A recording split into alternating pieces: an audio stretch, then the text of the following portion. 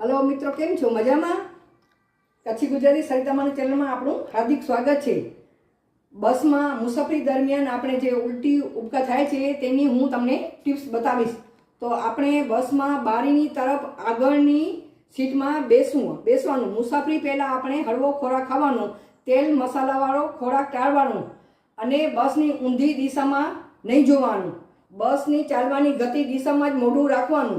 बस में उल्टी रोकवा माटे मोढा में आपणे एक आदुनो कटको मोढा में राखवानो अने चूसवानो। ते पेटने शांत राखे छे।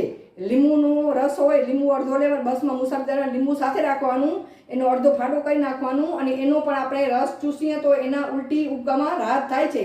મોબાઈલ અને પુસ્તકોનો ઉપયોગ મુસાફરી દરમિયાન ટાળવો જોઈએ। મુસાફરીમાં વરિયાળી ચાવાથી પણ ઉલટીમાં રાહત થાય છે અને એસિડિટી નથી થતી। મુસાફરી દરમિયાન તુલસીના પાન સાથે રાખવાના। ઉપકા જેવું લાગે તો તેના પાન મોઢામાં નાખી અને ચૂસવાના અને બરાબર ચાવવાના। એવી રીતે એનાથી પણ આપણને રાહત થાય છે।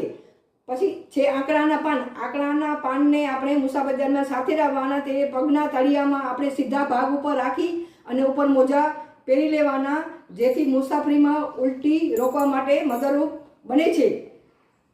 અને આપણા ઘરમાં જે છાપા આવે છે એ છાપાનો એક આપણે પાનું લઈ લેવાનું। આપણે જે સીટ ઉપર બેસીએ એ સીટ ઉપર આપણે રાખવાનું અને એના ઉપર બેસવાનું। એનાથી પણ ઉલટી ઉપકામાં રાહત થાય છે।